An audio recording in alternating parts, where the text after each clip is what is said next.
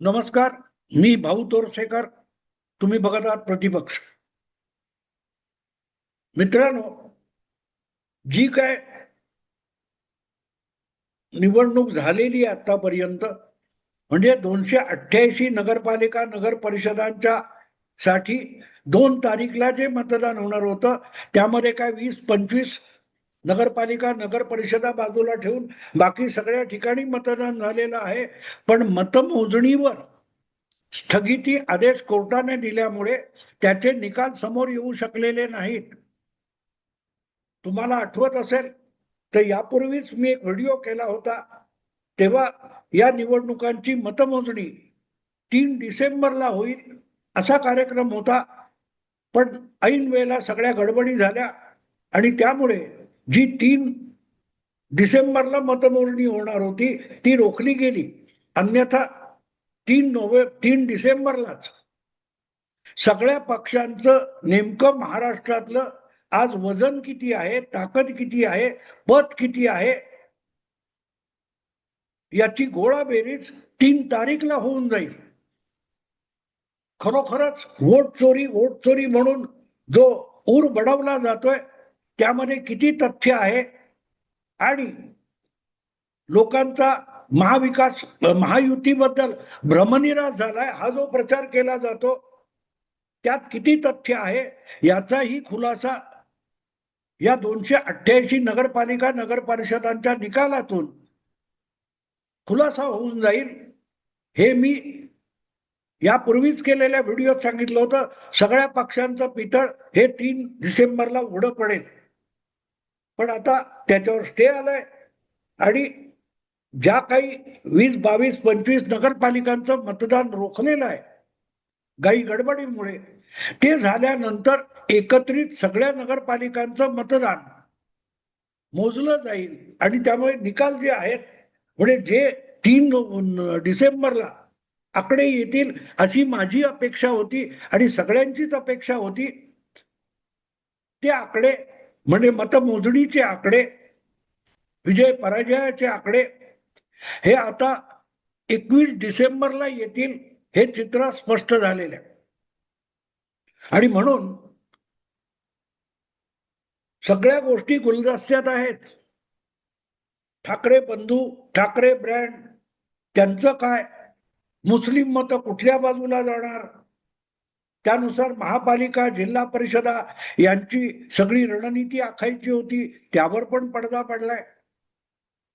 कारण हे निकाल आल्याशिवाय तुम्हाला चाचपणी होऊ शकत नाही. लक्षात ठेवा, काय ते ओपिनियन पोल वगैरे सगळे होतात पण ओपिनियन पोल किती होतात, साधारणतः 20-25 हजार किंवा फार फार तर महाराष्ट्रभरचा एखादा ओपिनियन पोल होतो तेव्हा 1 लाख लोकांची भेट घेऊन किंवा त्यांना फोन करून त्यांचं मत विचारलं जात असतं. पण तेवढ्यावर 4-5 कोटी म्हणजे 500-700 पट किंवा 1000 पट लोकांचा अंदाज बांधता येत नसतो. आणि म्हणून छोटे काय होईना महाराष्ट्रभर पसरलेल्या 288 नगरपालिका नगर परिषदांच्या निवडणुकांमध्ये जे मतदान व्यक्त होईल ते आकडेवारी ही महाराष्ट्रासाठी प्रातिनिधिक मानता येईल. कारण ह्या नगरपालिका महाराष्ट्राच्या विविध भागामध्ये, विदर्भात असेल, मराठवाड्यात असेल, कोकणात असेल किंवा उत्तर महाराष्ट्रात असेल, पश्चिम महाराष्ट्रात असेल, यापैकी अनेक नगरपालिका नगर परिषदा या सगळ्या महाराष्ट्रभर पसरलेल्या आहेत. त्यामुळे त्या नगरपालिकांच्या परिसरातला मतदार कुठल्या प्रकारे विचार करतोय, कुठल्या पक्षाच्या बाजूने विचार करतोय, कुठल्या आघाडी किंवा युतीच्या बाजूने विचार करतोय याचा अंदाज त्यावरून येऊ शकतो. सोयाबीनला भाव मिळाला नाही, कापसाला किंमत नाही, शेतकरी रडतो आहे वगैरे वगैरे, या ज्या बातम्या माध्यमातून रंगवल्या जातात आणि त्याच्यावर आधारावर ज्या प्रकारचं विश्लेषण केलं जातं तसं मतदान होतं असं नाही. आता तुम्ही बिहार बघितला, बेरोजगारी, महागाई हा केवढा मोठा भीषण प्रश्न बिहारमध्ये आहे असं आपल्याला 1.5-2 महिने सगळीच्या सगळी राष्ट्रीय माध्यम कंठशोष करून सांगत होती. की बिहार समोरचा सगळ्यात मोठा प्रश्न काय, म्हणजे रस्त्यावरच्या सामान्य मतदाराला प्रश्न विचारायला जाणारा रिपोर्टर सुद्धा महंगाई के बारे में तुम्हारा क्या मानना है, बेरोजगारी के बारे में क्या है, सरकार बेरोजगारी के बारे में क्या कर रही है, हे प्रश्न विचारले जात होते. आणि एक प्रकारे नितीश किंवा भाजप यांच्याविषयी बिहारच्या जनमानसामध्ये किती नाराजी आहे याचा प्रचार माध्यम करत होती. राहुल गांधी, तेजस्वी यादव जे करायचं ते करत होते. पण अनेक युट्यूबर्स आणि प्रस्थापित माध्यम सुद्धा बेरोजगारी आणि महागाई यामुळे सामान्य माणूस मतदार अतिशय व्याकुळ आहे आणि जणू काय उतावळा झालाय, कधी एकदा जातो आणि बटन दाबतो आणि नितीशचं आणि भाजपचं सरकार घालवतो, अशा प्रकारच्या बातम्या आपण बघत होतो. पण ज्या प्रकारचे निकाल आले ते बघितल्यावर कळतं की बिहारमध्ये बेरोजगारी आणि महागाई हे विषयच नाहीत, यावर मतदाराने शिक्कामोर्तब केलं. राहुल गांधी किंवा तेजस्वी यादव हे ज्या प्रकारचा घसा कोरडा करत होते आणि त्यांचा डंका माध्यम पिटत होती, त्या सगळ्यांना बिहारच्या मतदाराने खोटं पाडलं. बिहारच्या निकालाचा हा सगळ्यात मोठा अर्थ आहे की या बातम्या, अशा स्वरूपाच्या चर्चा या मत बनवण्यासाठी चालल्या होत्या. प्रत्यक्ष मतदाराला बेरोजगारी भेडसावत नाहीये, महागाईचा त्रास होत नाहीये. होत असता तर हे सरकार त्या मतदाराने पाडलं असतं. या प्रकारे 2014ला मोदींना मत देत काँग्रेसचं युपीए सरकार जमीन दोस्त करून टाकलं मतदाराने. का केलं?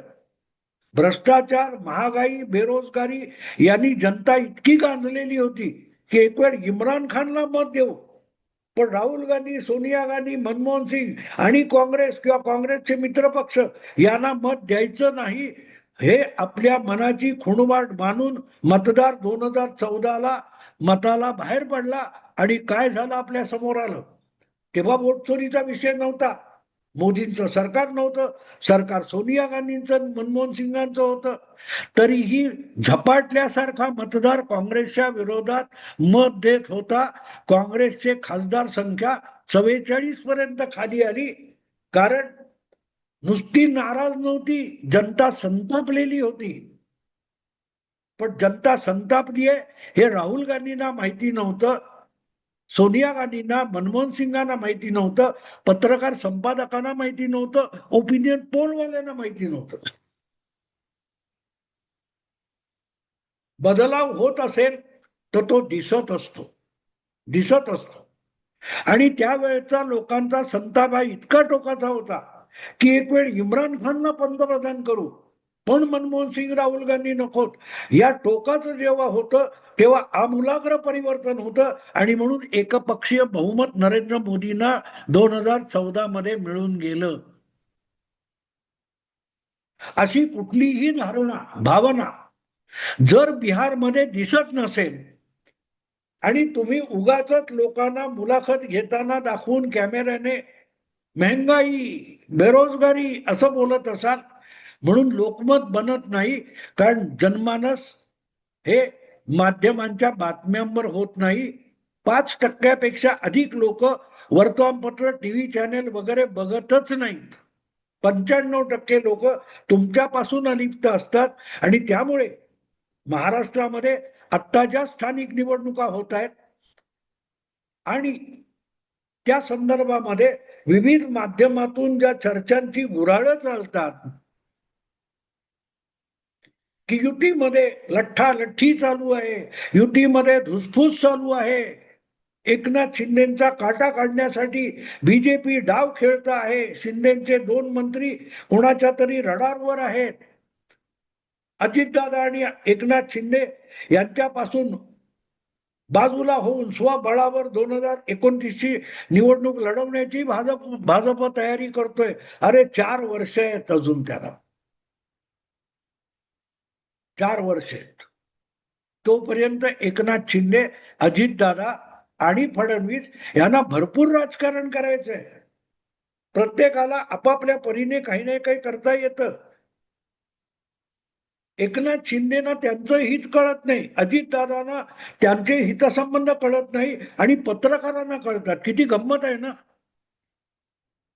रोज एकनाथ शिंदे किंवा फडणवीस यांच्या बरोबर बसणारे अजितदादा यांना आपले दोन सहकारी आपल्या विरुद्ध कारस्थान करतात, याचा थांग पत्ता नसतो. अरे सगळेच्या सगळे मित्रांनो, पत्रकार मित्रांनो, सगळेच्या सगळे उद्धव ठाकरे नसतात. तुम्हाला उद्धव ठाकरे आवडतात, मला मान्य आहे. उद्धव ठाकरे यांच्यासारखा दुर्मिळ मुख्यमंत्री होणार नाही, ज्याला आपल्या पायाखाली काय जळतं याचा पत्ता नसतो. त्यांच्या नाकाखालून एकनाथ शिंदे आणि फडणवीस 40 आमदार घेऊन गेले. सर, उद्धव ठाकरेंना पत्ता नव्हता. पण अजितदादा किंवा एकनाथ शिंदे म्हणजे उद्धव ठाकरे नाहीये. जे कारस्थान किंवा जे डावपेच भाजप उद्धव ठाकरेंच्या विरुद्ध खेळू शकले, ते डावपेच अजितदादा आणि एकनाथ शिंदे यांच्या विरुद्ध भाजपला खेळता येणार नाहीत. कारण तो जो डाव झाला, ज्यामध्ये उद्धव ठाकरे यांच्या डोळ्यासमोरून सगळं घडून गेलं आणि त्यांना थांग पत्ता लागला नाही, तितके हे दोन बुद्धू नाहीत. आणि ते डावपेच कसे खेळले जातात आणि ते आपल्यावर उलटले तर कसे उलटतील याचं पूर्ण भान असलेले अजितदादा आणि एकनाथ शिंदे आहेत. आणि म्हणूनच आता जी परिस्थिती आहे ती आपण माध्यमामध्ये ऐकतो तितकी डगमगलेली नाही, पण त्याचा पुरावा पाहिजे. आणि तो पुरावा कुठला तरी सर्वे घेऊन मिळत नसतो. तो पुरावा यासारख्या छोट्या छोट्या नगरपालिका, नगर परिषदा यांच्या निवडणुकीतून मिळत असतो. साधारणतः 70-80 लाखाच्या आसपास कदाचित या 288 नगरपालिका, नगर परिषदांच्या क्षेत्रातलं मतदान असेल. ते मतदान काय सांगते याच्यावर, म्हणूनच शीतावरून भाताची परीक्षा म्हणतात तसं महाराष्ट्रातलं जनमानस आज कुठल्या बाजूला झुकतंय हे लक्षात येऊ शकतं. आणि म्हणून मी तो व्हिडिओ केला होता की 3 तारीखला सगळ्यांचं पितळ उघडं पडेल. याचा अर्थ भाजप असो, शिंदे असोत, अजितदादा असोत, पवार गट असो, उद्धव गट असो किंवा काँग्रेस पक्ष असो, या सगळ्यांची आज जनमानसातली प्रतिमा काय आणि पद किती याचं उत्तर हे 3 तारीखला मतमोजणी झाल्यानंतर मिळेल. पुढे ज्यांचं चमकणारं सोनं आहे ते खरं किती आणि त्यात पितळ किती हे त्या मतमोजणीतून स्पष्ट होईल, असाच माझा दावा होता. पण योगायोग असा आहे की कोर्टाकडून स्थगिती आदेश आला आणि आता तो सगळा मतमोजणीचा मामला हा 21 डिसेंबर पर्यंत पुढे गेलाय. पण माझी भूमिका किंवा माझा दावा कायम तोच आहे की या निवडणुका तालुका पंचायत, नगरपालिका आणि नगर परिषदा यांच्या निवडणुकांचे जे निकाल येतील त्यामध्ये महाराष्ट्रभर आज महायुती आणि त्यातले पक्ष किंवा महाविकास आघाडी त्यातले 3 पक्ष या प्रत्येकाची जनतेमध्ये, मतदारामध्ये आज पद किती, विश्वासार्हता किती आणि ताकद किती त्याचे आकडे त्या मतमोजणीतून समोर येणार आहे. आणि म्हणून मग असं म्हटलं पाहिजे की 3 तारीखला ज्यांची अब्रू जगाच्या वेशीवर टांगली जाणार होती त्यांची अब्रू 21 डिसेंबर पर्यंत झाकली गेली आहे. आता गंमत अशी आहे की ही मतमोजणी होणार म्हणजे महायुतीतले 3 पक्ष आणि महाविकास आघाडीतले 3 पक्ष यापैकी काही जणांना चांगलं यश मिळेल, काही जणांना दारुण पराभव पत्करावा लागेल, काही लोकांचा सुपडा साफ होईल. पण ज्या पक्षांना दांडगं यश मिळेल त्यांची अब्रू जाण्याचा प्रश्नच येत नाही.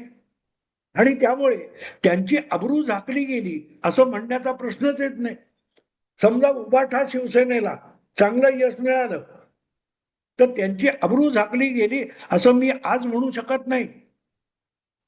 भाजपला जर या निवडणुकीमध्ये जे मतदान झालंय त्यामध्ये कमी मतं पडली असेल आणि डिसेंबर 21च्या मतमोजणीमध्ये भाजपला जबरदस्त तडाखा बसला, तर मग आज असं म्हणता येतं की मतमोजणी पुढे ढकलली गेल्यामुळे 21 डिसेंबर पर्यंत भाजपची अब्रू झाकली गेली असंही म्हणता येईल.